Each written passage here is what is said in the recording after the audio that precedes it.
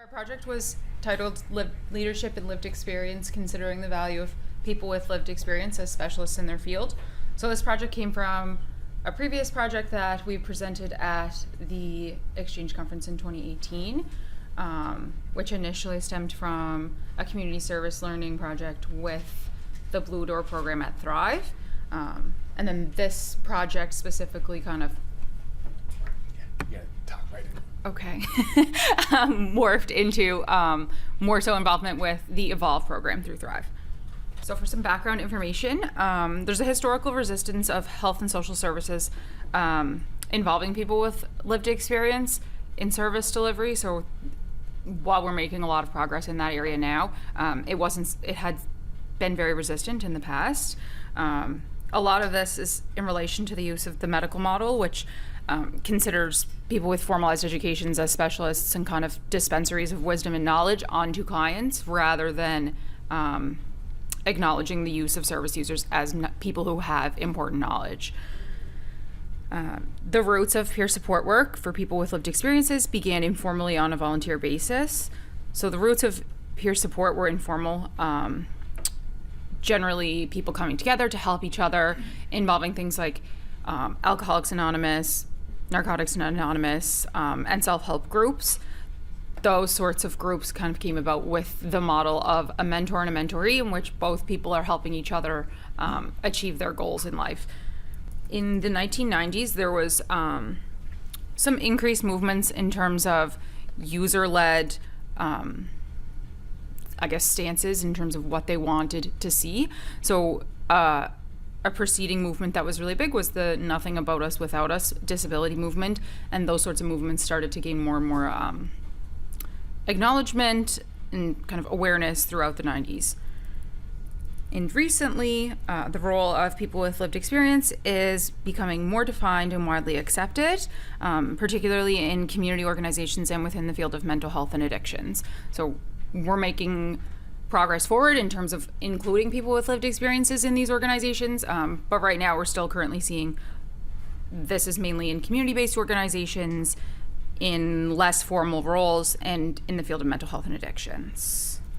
So the project goals for this project were to better understand the current usage by community organizations of people with lived experience who are operating within formal leadership roles, to examine the roles, place of people with lived experience in community organizations, strengths and challenges of this, and to use the knowledge that we synthesized to create recommendations and discuss implications for how community social work-based programs and government services can support the work of people with lived experiences.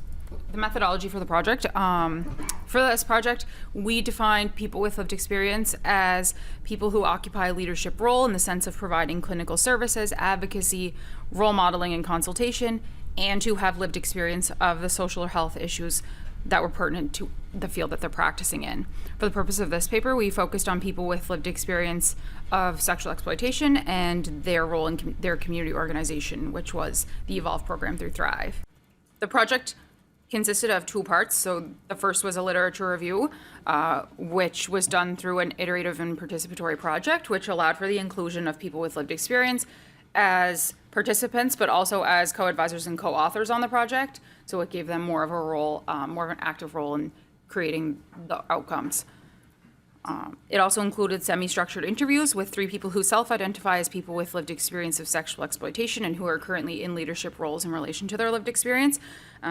So the interviews were completed to provide a case study analysis and to gain further insight into the experiences of people with lived experience who are working or volunteering as professionals in their fields. So we focused primarily on people who are in these formal roles, less so people who maybe self-identify and are in informal roles, like being a sponsor in Alcoholics Anonymous. It was something more that you're either employed or like a very formalized volunteer position.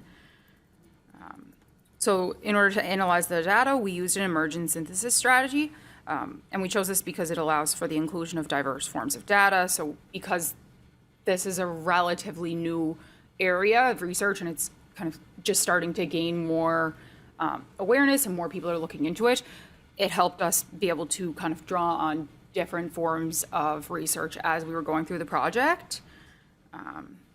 And then we used a thematic analysis to examine synthesized data, the synthesized and gathered data. And that just helped us to identify some of the key themes through what was examined in literature review and through the interviews. So in looking at the data collected through the literature review and in the interviews, there were 4 key themes that were identified. So the first was role of people with lived experience, training, benefits, and then barriers and challenges. So for this project, the role of people with lived experience can be very vast. It can include, different levels of informal or naturally occurring peer support, so people just kind of coming together when they know somebody's experiencing something that they've experienced before. It can include supporting in a peer-run group, which is kind of a semi-formalized thing where you maybe not having a formal leadership role in that group, but something where people are coming together. And then the last is a formal peer support, which is what we focused on for this project. And it would have included either people who are being paid for their position as someone with lived experience or someone who's in a formalized volunteer position. We tried to focus mainly on people who are employed in these roles, but because of the lack of research, sometimes we have to kind of consider how some of these roles may be a formal volunteer role, but they're moving towards something that's employment-based. So we allowed for a little bit of consideration of that as well. So based on formal roles, that could include something like direct service delivery, providing emotional support, acting as a navigator of a healthcare system or of an organization for service users, providing case management, being an educator for either service users, staff, students, acting as an intermediary, especially within marginalized populations where maybe there is stigma. So people who can be that trusted professional for a service user. So there's a lot of different roles that people can take on that are still considered kind of a formal professional position. So people with lived experience are able to provide support for other professionals cannot through shared understanding. So they can assist in meeting individuals' needs to feel genuinely understood. And the power of formal peer support is the ability of people with lived experience to provide a sense of genuine empathy and shared understanding, which helps to increase feelings of hope and reassurance for service users. So the next key theme was training. So throughout the literature review and with the semi-structured interview, the biggest theme that came out in terms of training is that formal training is required and that somebody's lived experience is not adequate training for them to be in a professional capacity for that role. So lived experience shouldn't be the only training or requirement for the job. While it's important and you have to consider lived experience as valuable and a key qualification, along with people's abilities, their values, these all might be things that are considered qualifications to initially hire somebody in a position, but additional training needs to be provided to ensure that clients are actually benefiting from the role of peer support workers. So for the participants that we interviewed, some of the training programs that they had participated in were the Casey training program, the Assist Suicide Intervention programs, mental health first aid, leadership conference training, and basically whatever training that they were able to kind of seek out on their own. So one of the biggest themes that the people that we spoke with for this project came back with was that sufficient and appropriate training, while it's very important, and literature reviews showed us that this is important and you need to have these accredited and standardized forms of training for peer support workers, that can be very challenging to find right now. One reason that it can be so challenging is that sometimes training and conferences and things like that are offered, say, to social workers or psychologists, but may not recognize the qualifications of someone with lived experience as being enough to be considered a professional to attend that training. So then that creates additional barriers for them in getting the training that they need because they don't have what's considered like a baseline of qualification to meet that standard. So I guess raising awareness of that can help them with, being able to actually access those trainings. So there are lots of benefits of integrating people with lived experience into formal roles within community organizations and government services. Primarily, people with lived experience are shown to be effective in promoting hope and empowerment and encouraging client engagement.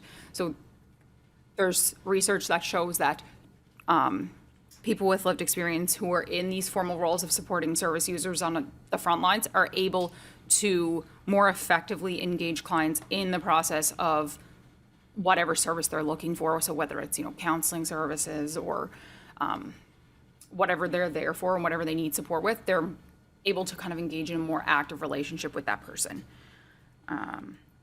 Individuals receiving formal peer support are less likely to experience acute distress requiring emergency services. So this has community and economic benefits. So people who have a peer support worker who they have access to, it is a different role. And while we're looking at something that's considered a formalized role where they're being paid for their position and offering that support to service users, they have a different relationship with the service users, and that sort of supportive relationship has been shown to decrease kind of emergency incidents and crisis for clients, which of course is great for service users, clients, and the surrounding communities. But it's also good for organizations and governments because it decreases financial strain on emergency services. And so one final interesting thing that came out of the literature review was people with lived experience acting as educators to trigger transformative learning. So people with lived experience can play an integral role in transformative learning, which is the process of assimilating new understandings into a person's perception and feelings toward themselves or others. So it's a deeper level of understanding of a certain topic or issue, so it requires a conceptual and ontological shift in how someone views and thinks about an issue. People with lived experience are, if they have the correct training, are able to intentionally share key elements of their experiences, which can then act as triggers for transformative learning for students. And this is a really helpful way that people with lived experience can act as educators, because it can stimulate a broader and a deeper understanding of some of the issues that service users do experience, helping other professionals to gain empathy toward individuals experiencing highly stigmatized issues such as addictions, mental illness, and trauma.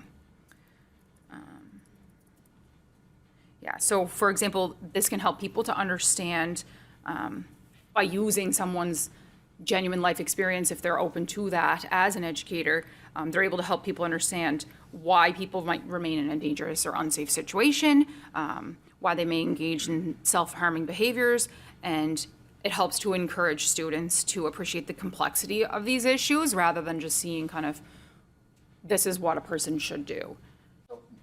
While people with lived experience being integrated formally into community-based organizations has a lot of benefits, there are also currently a lot of barriers and challenges to this.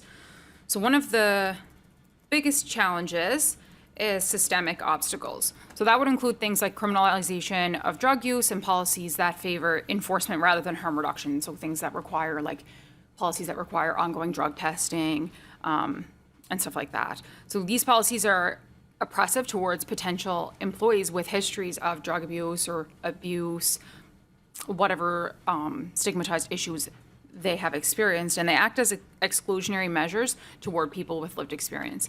So these policies promote the employment of people with lived experience who might be seen as reformed rather than kind of your genuine, this is a person who has lived experience that's valuable to share with someone. You're kind of getting these people who are acting as tokens and success stories being employed when it's not a realistic perception of how people with lived experience live their lives. So this was something that we talked a lot about in the interviews with the participants as well, and something that they exemplified, explaining that people with lived experience, their job is not just to walk around and tell their story. Their role is to enhance community services that are already provided.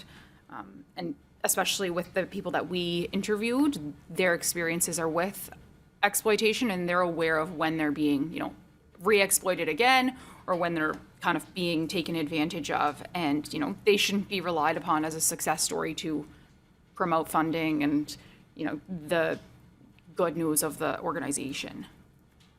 So another challenge is being a minority within the professional team and work environment. So that may be unavoidable. Maybe there's, a limited amount of funding for people with lived experiences as peer support workers to be employed by an organization.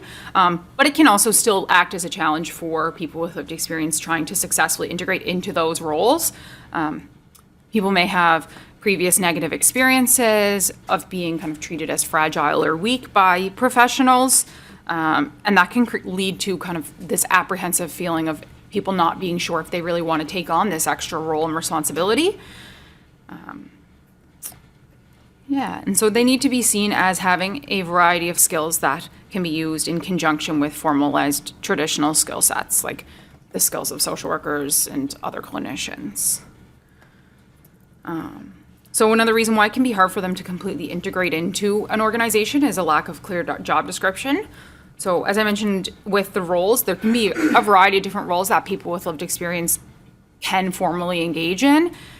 And without having a formal job description so that the person themselves is aware of what their role is, but also so that other people in the organization are aware of what that person's role is, it can create a lot of extra challenges for that person in integrating because people don't understand what their role is, and then that leads to, having trouble developing that mutual respect for them as a professional.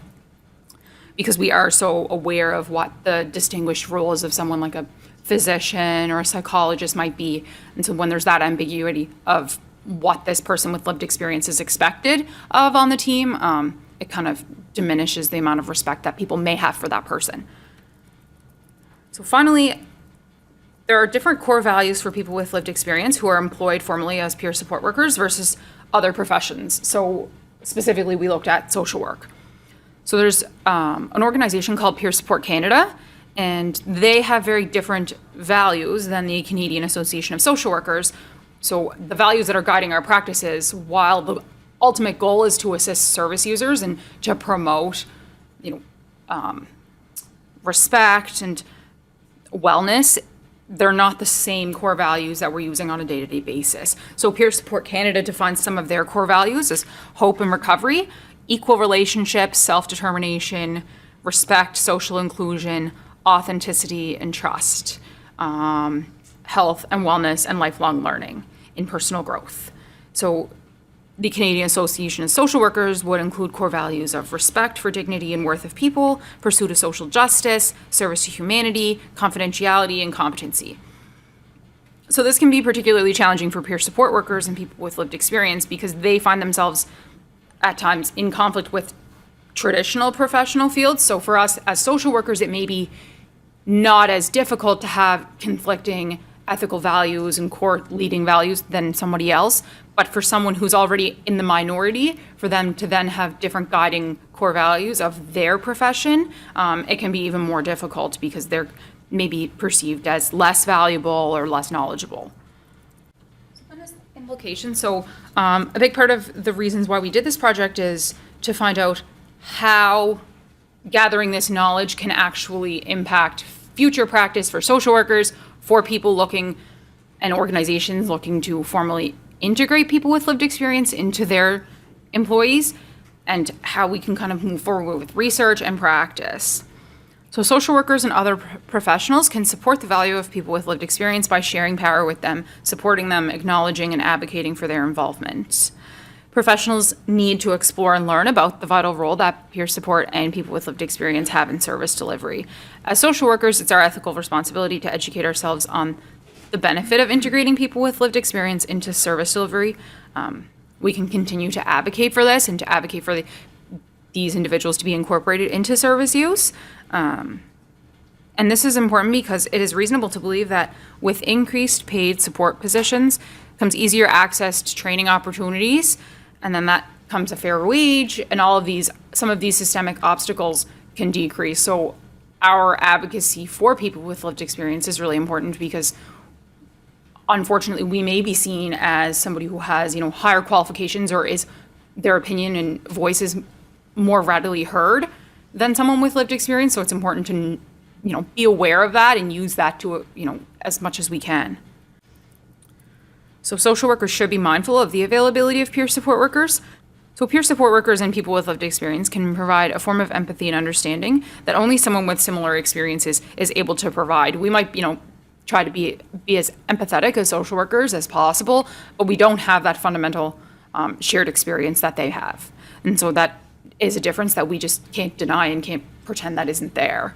And that form of support can act as a protective layer for service users and clients when they're navigating complex health and social services, when there's that lack of trust and they're not sure how they're going to navigate all of these very complicated systems with mental health and trying to exit situations of exploitation and abuse. It can be difficult for us to understand how these systems work. And so for service users who are in distress at that time, it's definitely even more difficult. And one final implication is that people with lived experience who are professionals employed as formal peer support workers and other roles should have the freedom to determine the direction of their own careers, which includes their decision to pursue or not pursue formal education, for example, in youth care, social work, education. Not all people with lived experience of a social issue want to become social workers or want to become psychologists, or, not all people who have mental illness, have experiences of mental illness, want to work with people who have other experiences of mental illness. So we need to be careful that we don't assume that, people with lived experience who are working in formal roles of this are just doing it as a stepping stone into social work school or another profession. So that's another reason that formal training can really help, because if they have the option for accredited training that is specific to supporting them as a person with lived experience, and that is their profession and their role within the team, then that kind of eliminates some of that assumption and that need for them to get further education. And right now, without that training, people with lived experience are kind of being, if they want to pursue this as a career option, they're kind of being pushed down those traditional paths, which may not always be suitable for everybody. Our limitations for the project, so like I said, while it's gaining momentum, it's still currently underdeveloped. So for us, we did have a little bit of a focus on people with lived experience of exploitation, because that was our previous project, and that was the people that we had been in touch with who worked as co-investigators on the project with us. But in terms of research, there's limited research, which includes things like formal roles for people with lived experience, and what's there is mainly in the field of mental health and addictions, which is great for the field of mental health and addictions, but there's so many other fields that could also benefit from this that right now have very little research. So things like future qualitative research to understand the experiences of service users and people with lived experience to further develop the project will be helpful, but also quantitative research moving forward will be helpful in terms of advocating for things like funding for these positions when we're looking at effectiveness, how they can decrease costs in terms of like emergency services. So just kind of increasing that research base would be helpful in moving things further. And then the last limitation is the limited generalizability for our project. So because of the limited research that we were able to find, and because we only interviewed 3 people, it was more of a case study approach in terms of the interviews, looking at how the research material and the material that we gained and synthesized, if it applies to the people that we interviewed. So it was kind of almost like a validity for us to find out, this is what we found, and these are what the experiences of people working in this field currently have, and do these kind of mesh together. So our conclusion, so the formal use of peer support and lived experience within community, government, and health is a new approach to the old age values of community, friendship, and mutual support. So it's kind of ensuring that in a very challenging lifestyle and world that we live in right now, that we keep these values of community, friendship, and mutual support. Our literature review provided us with valuable knowledge base for the project, and then the individual interviews increased our understanding and gave us insight into how people actually experience their roles with leadership and possible pathways for improvements for community-based organizations. Social workers, other professionals, and people with lived experience need to collaborate to ensure that clients and communities fully benefit from the roles of people with lived experience. And then, having this to ensure that clients fully benefit from the roles of people with lived experience will also move this kind of wave of thinking forward in terms of advocating for more funding. And, if we're getting the positive outcomes, from service users because they're accessing the services, then we're going to be able to be more effective in seeking for people with lived experience to be integrated. And then we just wanted to thank Suzanne Murphy, who she was one of the people that we interviewed, but she wasn't able to be like a participant in the project. She just did the interviews with us. And Angela Crockwell, who is the executive director of Thrive. And then I should also mention that, so the other people on the project were Stephen Ellenbogen, Lily Klein, who's a graduate, Christina Travers, who's also a BSW graduate, Emily Wadden, who's also a BSW graduate, and then Melendi Muse and Tiffany Halliday, who are with the Evolve program. And they're also going to be co-authors on, hopefully, a paper. So, yeah, that's it. If anyone has any questions.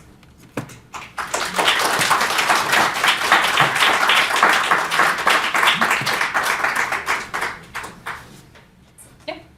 Me? Yeah. First of all, I want to say good presentation. I think that people with lived experience is like incredibly valuable when it comes to the helping profession. But during your research, you mentioned that people with lived experience faced barriers when gaining meaningful employment due to like exclusivity within fields of practice, systemic obstacles. But did you find a great correlation between those barriers, people with lived experience, and their socioeconomic status? So that's not something that we specifically looked at for this project.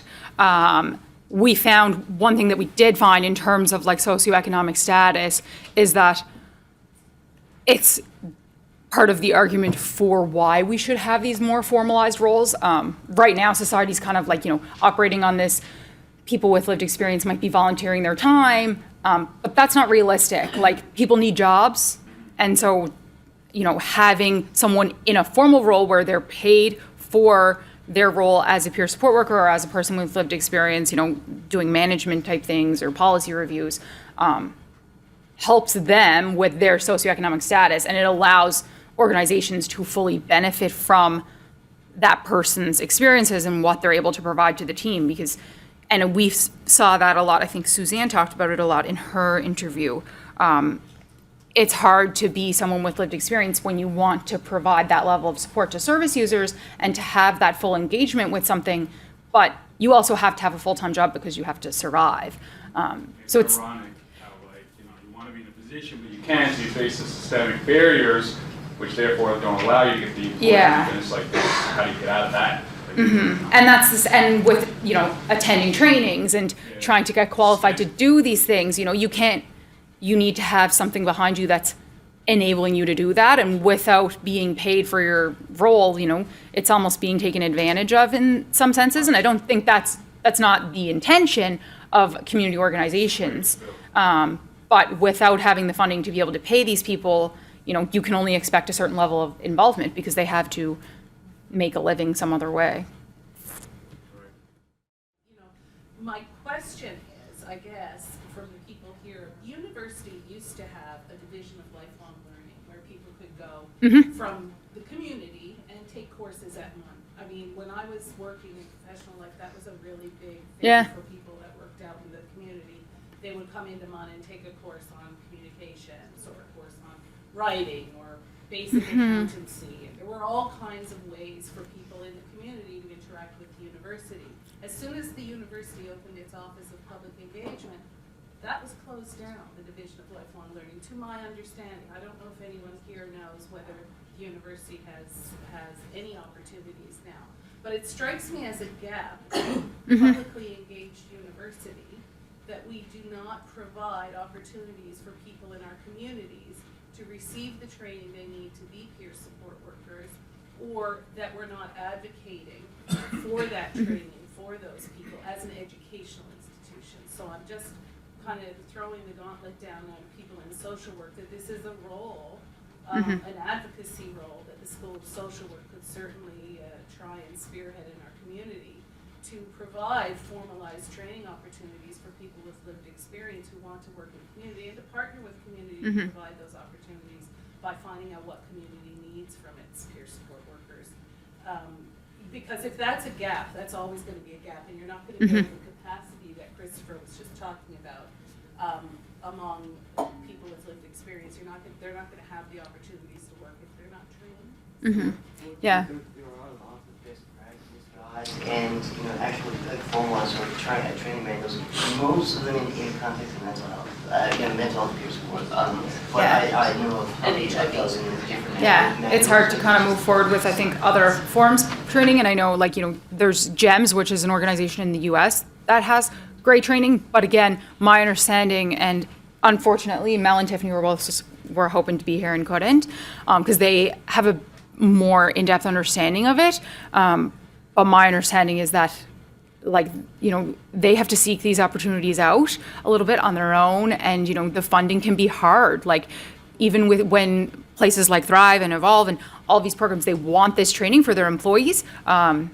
It's hard to get the funding for that stuff, and so that's where doing the research to advocate why this would be so helpful hopefully can support some of those applications for government funding and things like that.